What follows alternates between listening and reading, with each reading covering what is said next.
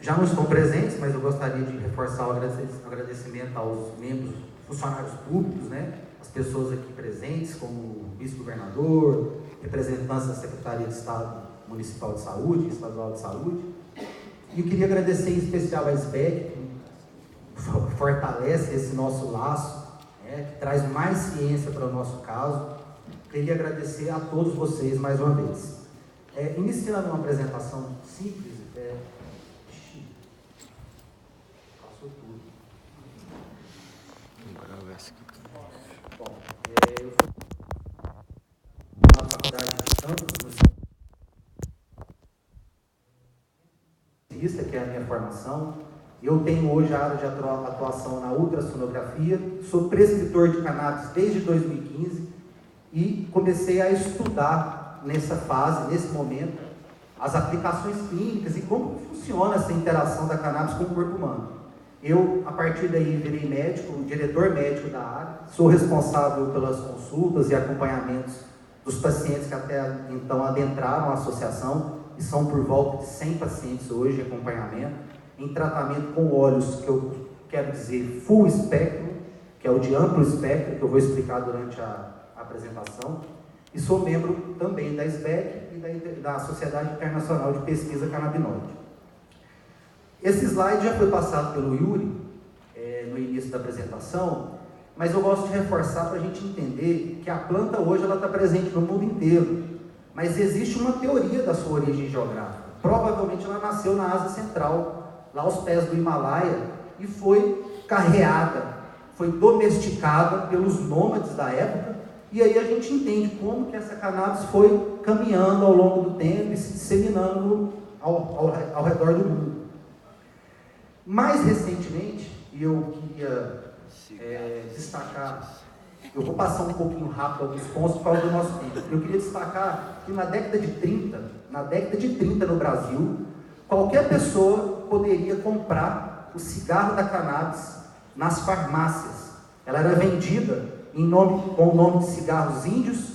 A composição, eles diziam na época que era cannabis índica, e ela era usada já naquela época para asma, catarros e insônia. Vocês vão entender durante a palestra o porquê que a cannabis trata a insônia, porquê que ela afeta a asma, doenças pulmonares, dentre outras. Como que começou o empenho científico sobre a cannabis? Porque até então, nós tínhamos relatos históricos, nós tínhamos relatos da farmacopeia chinesa, a gente tinha relatos da farmacopeia britânica, mas não tínhamos um estudo específico sobre a cannabis. Isso começou na década de 60. Em 1940 foi isolado o primeiro componente, o canabidiol, mas não se deu muita importância a esse composto naquela época. Porém, em 1964, um engenheiro químico chamado Dr. Rafael Mechola, junto com Gaoni, lá nos confins do Israel, que a gente sabe que na época não tinha uma estrutura e não tinha a estrutura que ela tem hoje, dentro de um laboratório pobre, sem estrutura, Dr. Rafael Mechola conseguiu isolar o principal componente psicoativo da planta cannabis.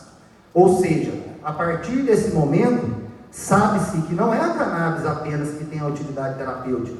Nós estamos conseguindo isolar esses compostos, poder estudá-los de forma isolada, para a gente poder entender que dentro da cannabis a gente tem um universo de substâncias. Porém, inteligentemente, o Dr. Rafael Mechola, ele questionou como que o cérebro humano conseguia identificar o componente THC. Como que ele se ligava ao cérebro? Foi quando, com uma grande quantidade de THC que havia sido isolado, ele fez contato com um grupo de médicos americanos, liderados por uma médica chamada Howlett. Foi quando esse grupo de médicos descobriu que todos nós, seres humanos, temos uma fechadura no nosso cérebro que encaixa perfeitamente no tetrahidrocannabinol. Por isso ele causa os efeitos psicoativos, por isso ele ativa receptores em todo o nosso corpo, mas até o presente momento foi descoberta apenas a chave e a fechadura. Nesse meio tempo, Elisaldo Carlini, para mim considerado o pai da cannabis medicinal aqui no Brasil, já vinha fazendo pesquisas com pacientes epilépticos, crianças com síndromes raras. Porém, ele não tinha conhecimento da composição química da planta. Dr. Pécholan tinha. Quando os dois se reuniram, e o Dr. Yuri falou na primeira apresentação, surgiu a primeira pesquisa médica envolvendo os compostos químicos da cannabis, foi aqui no Brasil. Pasmem, a primeira pesquisa médica envolvendo a cannabis com THC foi feita no Brasil, sob o comando do Dr. Elisaldo Carlini e do Dr. Rafael Pécholan. Publicaram esse artigo na revista de Neurologia. Não se falou mais nisso. Engavetaram a pesquisa e tocaram a vida como tinha que ser, esqueceram que a cannabis existia.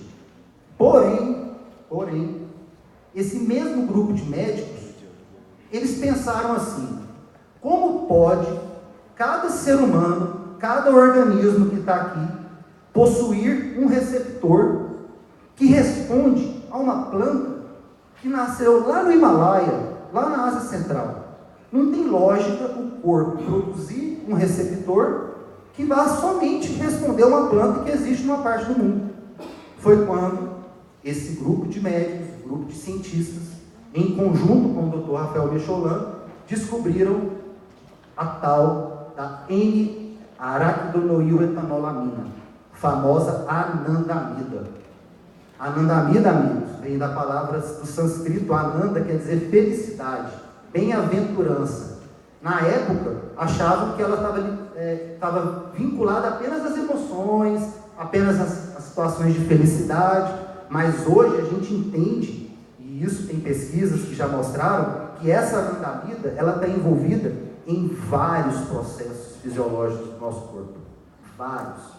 Desde processos neurológicos, processos autoimunes, questões térmicas, dermatológicas da pele. Então a gente entende que esse receptor, ele está presente no corpo todo. Só que isso aqui ainda era um estudo inicial. Se vocês perceberem que demorou quase 20 anos para sair do THC e descobrir a anandamida.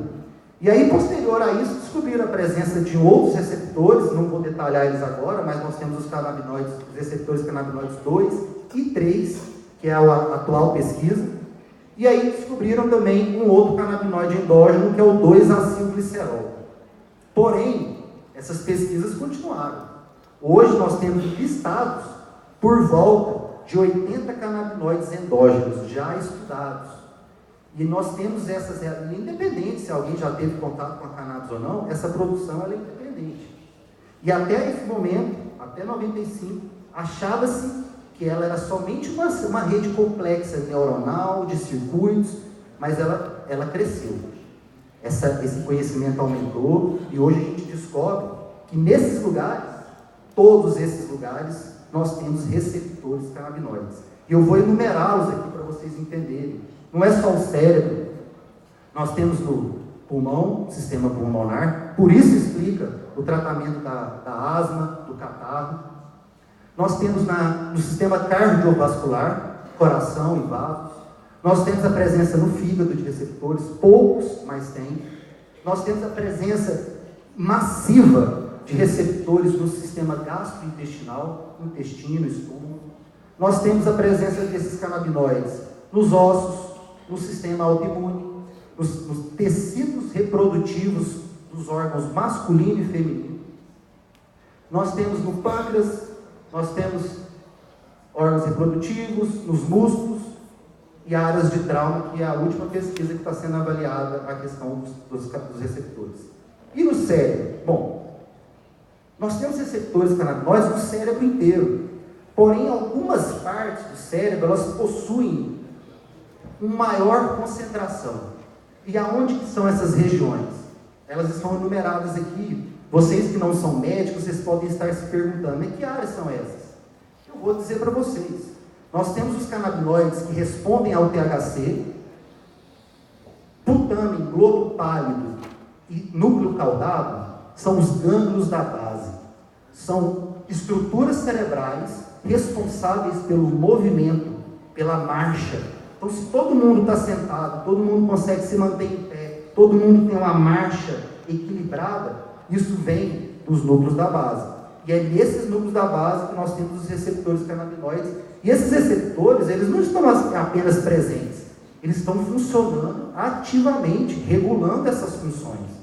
Nós temos a amígdala, não é a amígdala da garganta, é a amígdala cerebral. Ela que controla as emoções, é da amígdala que surge a raiva, os ataques de agressividade. E aí a gente começa a entender como que a cannabis regula esse sistema, através desses receptores. Não é magia, está lá. Né? Cerebelo, o equilíbrio. Substância negra. Substância negra é uma estrutura do mesencéfalo que produz dopamina. O que é a dopamina? A dopamina é o principal neurotransmissor cerebral. Nós não vivemos sem a dopamina. A produção de dopamina, liberação, sintetização e degradação, ela acontece devido ao sistema endocannabinoide. E eu gosto de lembrar que a gente está falando do sistema que ele é desconhecido para 90% dos médicos do mundo. Não sei se pelo fato de chamar canabinoide, e aí cria um certo preconceito, peço outro nome talvez fosse diferente, mas não tinha outro caminho. Né? O caminho era esse, talvez isso fosse necessário até para a gente estar aqui discutindo isso hoje. Hipocampo, a parte da memória. Aí você me pergunta, por que a cannabis afeta a memória? Ela destrói a memória de forma alguma. Ela atua no sistema da memória, ela atua nos órgãos, nas estruturas responsáveis pelo processamento de memória. Isso não quer dizer que ela esteja sendo destruída. Bom, eu fiz um breve resumo dos processos controlados pelo sistema canabinoide, e vai muito além disso, mas eu vou enumerar alguns para vocês entenderem que talvez algumas doenças hoje estejam nascendo no sistema canabinoide e tendo sido tratado atualmente pelos médicos como doenças neurológicas. E é por isso que os remédios neurológicos não têm tido tanta eficácia. Eu quero enumerar esse primeiro processo, que é um dos processos mais complexos que o cérebro tem, que é motivação e recompensa. Se cada pessoa que está aqui hoje levantou da cama e veio aqui, é porque vocês estavam motivados. E isso traz uma recompensa para vocês. E esse processo ele vai muito além disso. Ele vai desde a alimentação, coisas que vocês gostam de comer, até o projeto de vida. Tudo isso é mediado pela anandamida. É um transmissor, é uma substância química. E essa substância química, ela pode ter deficiência. E eu mostro para vocês. Deficiência num processo de motivação e recompensa, vocês sabem como isso chama? Depressão. Ninguém sabe onde a depressão nasce. Muito menos sou eu a pessoa que está aqui dizendo onde ela nasce. Usar o tratamento com a cannabis para esses casos, as pessoas melhoram consideravelmente. Passaram a vida inteira tomando antidepressivo, ansiolítico, remédio neurológico. Bom, se a gente pressupor que isso está nascendo no sistema endocannabinoide, talvez o medicamento neurológico não seja tão eficaz. Na memória, isso explica por que a gente está tendo tantos benefícios com as demências, com as demências senis, com Alzheimer, com os pacientes que têm a perda de memória por causa do AVC. Equilíbrio e marcha, né? Como a gente viu lá, representado pelos gânglios da base do cerebelo, o apetite, percepção temporal e espacial, sistemas dopaminérgicos e serotoninérgicos, mecanismo de transmissão de dores. A nossa dor, ela é transmitida e o nosso corpo tem o poder de analgesia automática. Quando a gente se machuca, a gente percebe pouco tempo depois aquela dor ameniza. Isso tudo é mediado pelo sistema endocannabinoide, mais precisamente pela anandamida. Homeostase moral, trânsito intestinal, perfusão dos vasos sanguíneos cerebrais. A pessoa que tem um acidente vascular encefálico, ou aconteceu por causa de um trombo, um êmbolo que foi lá e obstruiu um dos vasos do cérebro, ou devido a doenças crônicas que vão fazendo os vasos ficando muito pequenininhos, o sangue não passa, e essa pessoa vai tendo microinfartos. Aí a demência nasce nisso aí. Bom, quando alguém utiliza cannabis, e a gente olha os olhos e vê os olhos vermelhos, aquilo é vasodilatação. Aquilo não acontece só no olho. Seria incrível, né? Mas não é só no olho. Aquilo é no corpo inteiro. E isso explica porque certas pessoas, quando utilizam a cannabis, têm hipotensão postural. Diminui a pressão sanguínea. Aumenta a frequência cardíaca. Bom, eu já estou falando para vocês inúmeras utilidades terapêuticas. É claro que a gente não vai chegar e tratar a pressão alta de um paciente hoje com o óleo da cannabis. Pô, é um psicotrópico, um remédio controlado. Mas será que futuramente a gente não conseguiria isolar o componente que faz isso? Será que a gente não conseguiria usar a cannabis sem produzir esses efeitos? Será que essa pessoa, não tendo uma doença e também a pressão alta, ela não poderia usar um remédio só para controlar a demência e a pressão alta? E nós vamos entender aqui como que a cannabis atua na glicose no sangue. Muitas pessoas, que eu não quero entrar nessa questão, mas que utilizam a cannabis de forma recreativa ou uso adulto, têm a fome e eles sentem um pouco de enjoo. Provavelmente isso está ligado à redução da glicose, da glicemia no sangue. É uma das aplicações clínicas futuras para o uso da cannabis, para diabetes. Bom, aonde na planta que está o remédio? Eu vejo que é uma dúvida recorrente, as pessoas acham que pode ser a folha, a raiz, o caule. Não, não é. Os principais componentes químicos da cannabis, eles estão presentes em uma estrutura que chama tricoma glandular. Naquele primeira imagem, a gente é o olho nu. A gente, quando olha a flor, a gente vê aquilo ali. Mas se você usar uma lupa ou um microscópio, você aproximar, você vai ver que essas estruturas, elas recobrem a superfície da planta, mais precisamente as flores, os botões florais. Então, a medicação, ela é extraída especificamente das flores. Essa estrutura, o tricoma glandular, ele é um invólucro de óleo contendo líquido dentro. Por isso, tetrahidrocannabinol. Esses processos químicos estão acontecendo dentro daquela gotinha. Só que, recobrindo essa gota, nós temos uma substância lipídica, é um óleo. Isso explica, e talvez isso seja até uma novidade para vocês, que não é adequado fazer o chá da cannabis. O chá, a água, ela não consegue dissolver esses compostos. São compostos lipofílicos. Por isso, nós ouvimos tanto falar do álcool cereal, da tintura, da fitoterapia, porque o álcool, sim, o álcool cereal, que não é tóxico, ele consegue extrair essa medicação, liberando a parte vegetal e mantendo só a parte ativa da planta, que é o que a gente utiliza no nosso tratamento. Alguns pacientes utilizam, outros necessitam da planta inteira, outros necessitam da flor. Não vou entrar nessa questão, como qualquer substância, cada pessoa escolhe a forma de administrar. Mas é bom a gente entender que para isso acontecer, é preciso que haja uma substância lipofílica. E o álcool, ela tem as duas, ela é hidrofílica e lipofílica, aumentando ainda mais a concentração dos canabinoides nesse extrato, nessa resina. Bom, e o que tem ali dentro? Por que a gente briga tanto quando alguém fala canabidiol? Ah, vamos fazer o tratamento com canabidiol, vamos fazer o tratamento com o THC. A gente briga porque no exército não existe um soldado importante. No exército existem quem está presente. Esse é só uma pequena lista dos combatentes presentes na cannabis. Tem o THC, tem o CBD, mas nós temos mais de 114 descobertas até hoje. Cada um tem uma propriedade terapêutica diferente.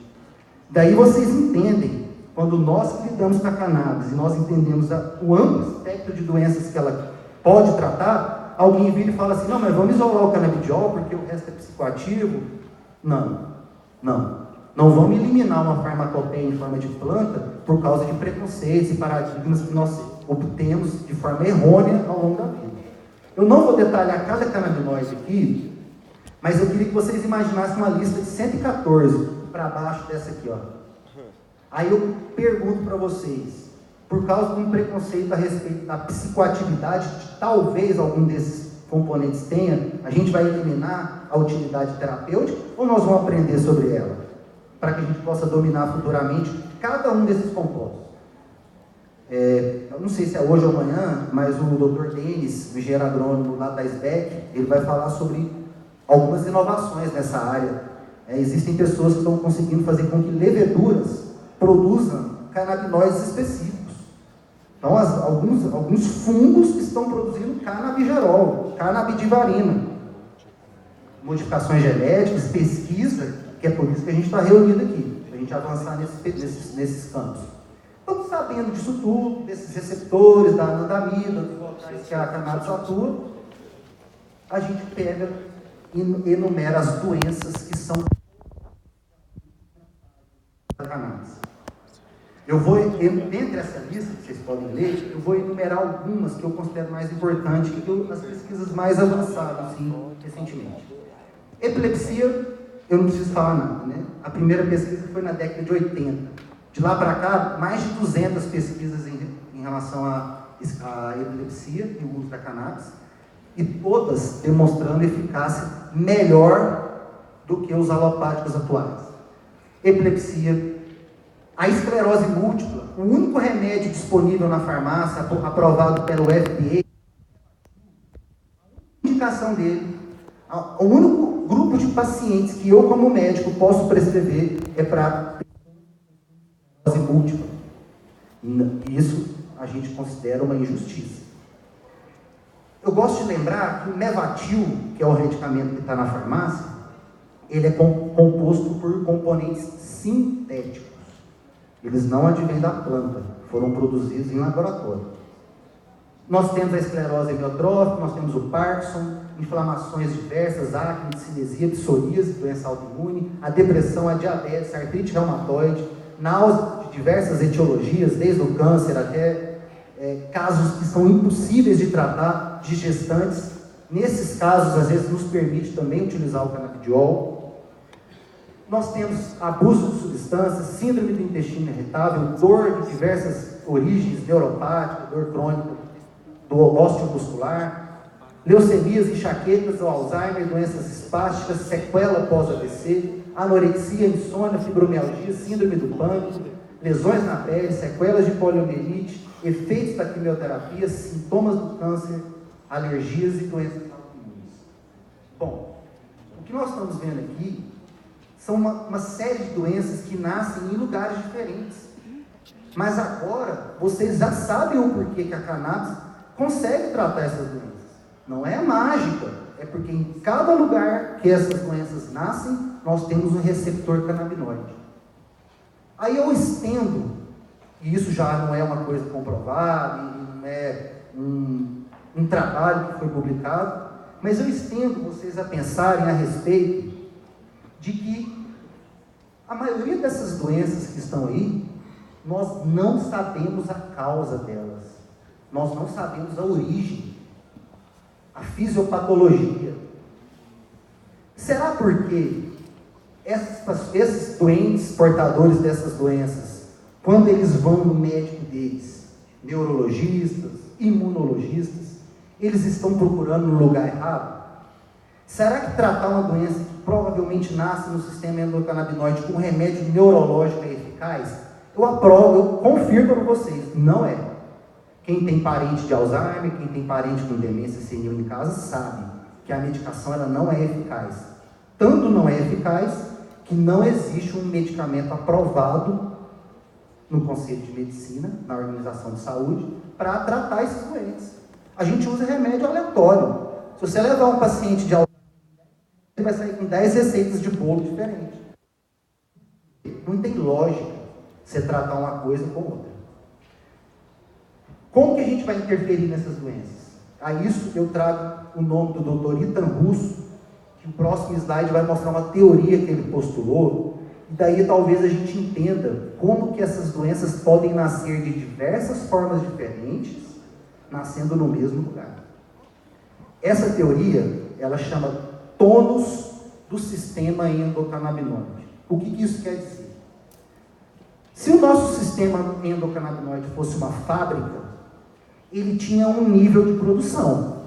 Esse nível de produção tem que atender uma demanda. O nosso corpo produz, o nosso corpo usa. E assim, vivemos felizes e o nosso organismo em equilíbrio. Mas se por acaso, por algum motivo, essas substâncias começam a entrar em deficiência, e eu represento isso pelo copo. Nós vemos um copo cheio, um copo pela metade e um copo vazio. E do lado, seria a representação gráfica do sistema endocannabinoide. Por isso é tão difícil da gente entender o que é o sistema cannabinoide. Não tem um exame de imagem que me mostra. Vai lá e faz uma ressonância magnética que eu vou ver o sistema endocannabinoide. Não. O sistema cannabinoide, ele é composto por processos fisiológicos. É fórmulas químicas acontecendo. Porém, se a gente fosse enumerar estruturas chaves importantes que alterassem o nível de canabinoides, ele está ali. É o cérebro e o intestino. Mais precisamente, microbiota intestinal. As bactérias que vivem no nosso intestino são as responsáveis pela produção e pelo controle do sistema endocannabinoide. Bom, vocês vieram aqui para saber que estamos reféns das bactérias. Mas isso não é um mau sinal. Isso é um bom sinal. Essas deficiências, se não forem tratadas, elas surgem de doenças simples. Quando eu converso com um paciente de Alzheimer e eu questiono a cronologia da doença, o parente acha que eu sou vidente. Eu falo assim, não, o paciente ele começou com depressão, depois com dor crônica, depois evoluiu para doença grave, como as doenças neurodegenerativas. E é assim que acontece. Esse sistema canabinoide, ele tem suas deficiências. Deficiências leves, talvez sejam comportamentais, ansiedade, depressão. E se ninguém fizer nada? Se a microbiota continuar alterada, a doença continuar evoluindo, aí nós passamos para as deficiências graves, as neuropatias, a fibromialgia, a enxaqueca, doenças autoimunes, o Alzheimer, doenças neurodegenerativas. Então, tudo isso está relacionado ao sistema endocannabinoide. E a única substância na natureza capaz de alterar o nível dessas que nós produzimos, é a cannabis. Não é o THC, não é o CBD, é a cannabis completa. Por isso vocês ouvem tanto o termo extrato de planta inteira, full espectro, espectro total. É porque a gente não quer só os soldados trabalhando em prol de alguma coisa. A gente quer elevar o nível das concentrações da sua produção, de que cada um tem. Eu esqueci de falar no slide anterior, mas não é só os seres humanos que têm sistema canabinoide, não. Os mamíferos, os pets, cachorro, gato, os animais domésticos, e mais recentemente descobriram o sistema canabinoide na hidra, que é um ser de 2 milímetros que vive na água, não tem sistema nervoso bem estruturado, mas tem sistema canabinoide. Provavelmente ele ainda é anterior à formação do sistema nervoso. Aqui eu vou explicar um pouco da diferença dos extratos, né? Que a gente tem os isolados, de amplo espectro, espectro total e os sintéticos. Eu não vou querer me alongar aqui, porque o tempo está curto, mas eu vou me ater aos medicamentos de full espectro. O que seriam os medicamentos de full espectro? É todo aquele batalhão de canabinoides, os terpenos, que são os agentes de cheiro, os flavonoides, que dão cor para a planta. Todos eles têm uma finalidade terapêutica. Quando a gente utiliza eles por completo, nós temos uma atividade que chama efeito comitiva, que é exatamente colocar a fábrica de vocês para voltar a produzir, voltar a criar os canabinoides, para que talvez um dia o paciente se torne independente até do óleo da cannabis. Ela tem a capacidade de reorganizar, de reestruturar o sistema canabinoide, quando utilizado de forma terapêutica. Aqui nós temos alguns exemplares, né? Nós temos o CBD puro, que tem utilidade, recém-nascido, quando tem crise convulsiva. Nós temos o Mevatil, que é aquele ali de cima, que custa R$ 1.800 na farmácia. Tem em qualquer farmácia. Só com o laudo e a receita vocês compram. Só que esse remédio aqui, ele não dura 15 dias para o paciente de esclerose múltipla. Tá? Nós temos alguns importados, e ali eu gosto de mostrar os da Abrace, porque os da Abrace, eles me mostram as formas de administração diferentes. Nós temos o óleo, o spray nasal, rico em THC, chama spray resgate, o Luciano podia falar melhor que eu, que é usado na crise convulsiva. O paciente está tendo crise, a única chance dele é ir dentalizar, ir para o hospital, para a UTI, começaram a descobrir que o THC nasal corta a crise na hora. E ali, se a gente olhar também, então, uma pomada para passar na pele. Bom, nós temos receptores na pele. Não seria diferente que a cannabis também tivesse utilidade terapêutica nesse lugar. Quais são as contraindicações? Bom, vou passar muito rápido, mas é claro que todo mundo sabe que criança e adolescente sem indicação não pode usar. Problemas cardíacos severos, porque nós temos receptores no coração. Cuidado com altas doses em THC e em esquizofrênico, que pode induzir o efeito, induzir o sintoma da esquizofrenia, e não a doença em si. Se a cannabis criasse esquizofrênicos, nós teríamos uma taxa de esquizofrênicos hoje maior do que no passado. Porque o uso hoje ficou maior, a planta está muito mais concentrada, quando na verdade o nível de esquizofrenia, a incidência, continua a mesma, demonstrando para a gente que é um fator genético. Hiperêmese canábica, que é o vômito incoercível, e eu posso te falar, tem THC, desculpe quem for libertário demais, ter THC é tratar como um psicotrópico, longe das crianças, dos animais. Muitas pessoas aqui vão ter o remédio em casa, tem que guardar com cuidado, longe dos seus filhos, porque essa ideia de que ela é medicinal, ela não é medicinal e simplesmente ela faz medicina, não. Ela é medicinal porque ela é usada com segurança, com acompanhamento, com a dose correta. E a toxicidade? Cannabis mata? Não, cannabis não mata. Já foi feito um estudo, e esse estudo mostra dose eficaz, dose letal. O que isso quer dizer? Ali embaixo, nós vamos ver a heroína. A dose eficaz da heroína é 1.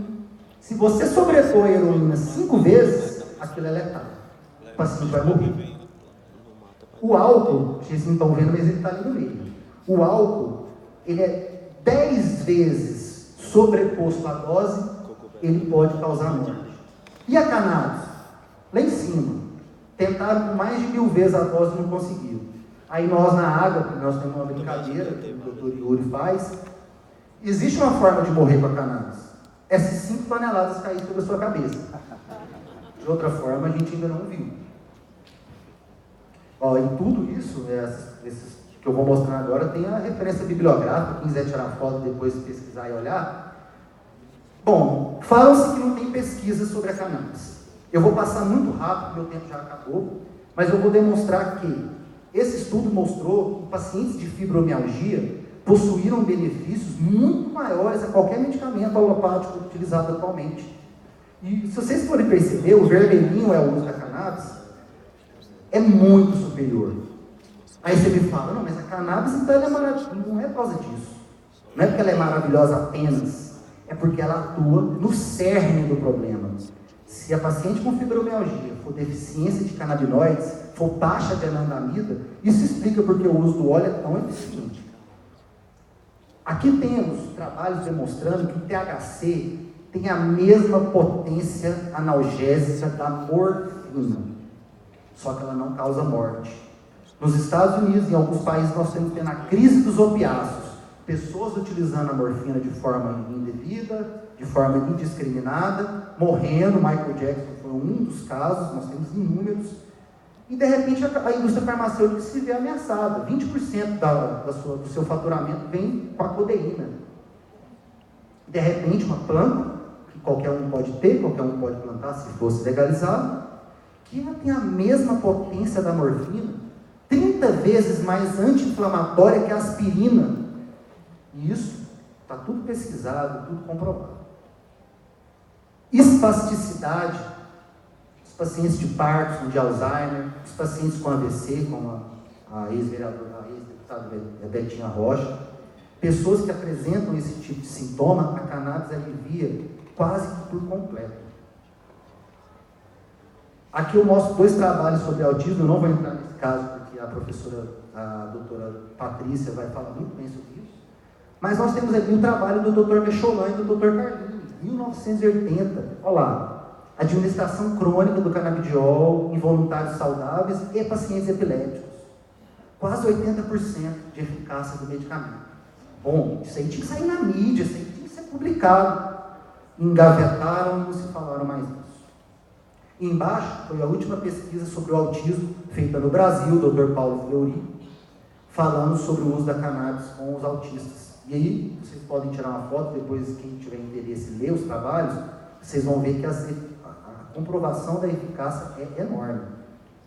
Qual que é o cenário atual? Bom, com base nas informações fornecidas pela Gerência de Produtos Controlados da Anvisa, nós hoje, até o dia 29 de setembro, nós tínhamos fornecido um total de 11.840 autorizações para o paciente importar o canabidiol. Essa mesma área técnica informa que são 1.200 médicos que já prescreveram para a Anvisa, num universo de 450 mil médicos. Nesse universo, apenas 0,2% são prescritores. Por falta de conhecimento, muitos deles não sabem nem que existe sistema endocannabinoide. Como que a gente pode cobrar deles o uso da cannabis, se eles não sabem como funciona?